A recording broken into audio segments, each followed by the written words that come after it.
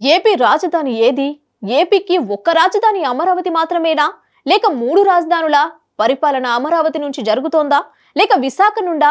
అసలు ఏ పార్టీ అధికారంలోకి వస్తే ఏ ప్రాంత పరిస్థితి ఎలా ఉండబోతోంది? అసలు రాజధాని విషయంలో ఏపీలో ఏం జరుగుతోంది? అమరావతి వర్సెస్ విశాఖ. అవును, ఏపీ పాలిటిక్స్ లో మొన్నటి వరకు ఇదే అంశంపై చాలా హాట్ టాపిక్ గా ప్రచారం జరిగింది. ఇప్పుడు అంతకు మించి చర్చ జరుగుతోంది.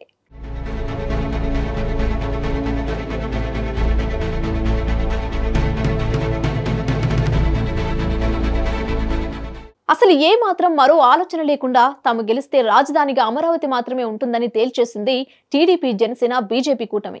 మరోవైపు తాము గెలిస్తే అమరావతి ఒక్క రాజధానిగా మాత్రమే ఉంటుందని, పాలన మొత్తం విశాఖ నుంచే జరుగుతోందని వైసీపీ బల్లగుద్ది మరీ చెప్పినమాట. దీంతో జూన్ 4న రాబోయే ఫలితాలతో ఏపీ రాజధానిపై ఓ క్లారిటీ రానుంది. నిజానికి జెండా సభ వేదికగా అమరావతి రాజధాని అని టీడీపీ, జనసేన కూటమి ప్రకటించింది. విశాఖ గడ్డపై రాజధాని జెండాను ప్రకటించి ఎన్నికలకు సిద్ధమవుతున్నారు సీఎం జగన్. మళ్లీ గెలుస్తున్నాం, విశాఖలోనే ప్రమాణం చేస్తా, విశాఖ నుంచే పాలన కొనసాగిస్తా అనేశారు జగన్. అంతేకాదు, ఆయన మళ్లీ ప్రమాణ స్వీకారం చేసేందుకు ముహూర్తం కూడా ఖరారు చేసుకుంది వైసీపీ.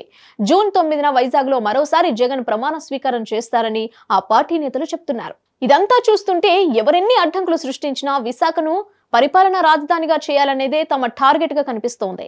వైసీపీ సర్కార్ ఇప్పటి వరకు చెప్తుందేంటి?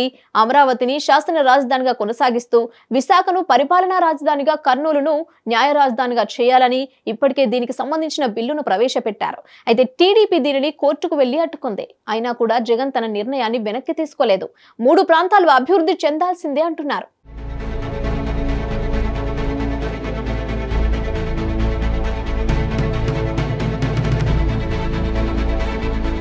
అయితే రాజధాని రైతులు మాత్రం మరోలా చెప్తున్నారు. ఏపీకి సింగిల్ రాజధాని చాలు, అది కూడా అమరావతి అనేది వారి మాట. దీనికోసం చాలా ఏళ్లుగా ఉద్యమాలు చేస్తున్నారు. టెంట్లు వేసుకుని మరీ తమ ఉద్యమాన్ని కొనసాగిస్తున్నారు.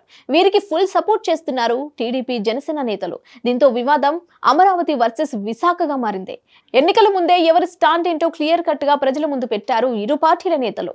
అంటే ఈ ఎన్నికల్లో ప్రజలిచ్చే తీర్పు ఓ రెఫరెండం అనుకోవచ్చు. ప్రజా కోర్టులోనే ఇరు పార్టీలు ఈ పంచాయతీని తేల్చుకొనున్నాయి. వాస్తవానికి దీనికి సంబంధించి ప్రజలు ఇప్పటికే తీర్పు ఇచ్చేశారు. ఈవీఎం మిషన్లలో వారి తీర్పు భద్రంగా ఉంది. ఇప్పుడు ఆ బాక్సులు ఓపెన్ చేస్తే ఏపీకి రాజధాని నగరాలు ఒకటా లేక మూడా అనేది తేలనుంది. అయితే ఇక్కడ ఇంట్రెస్టింగ్ టాపిక్ ఉంది. ఓటింగ్ ఎవరికి అనుకూలంగా పడింది అనేది అస్సలు అంతు చిక్కడం లేదు. గెలుపుపై అన్ని పార్టీలు ధీమాగా ఉన్నాయి.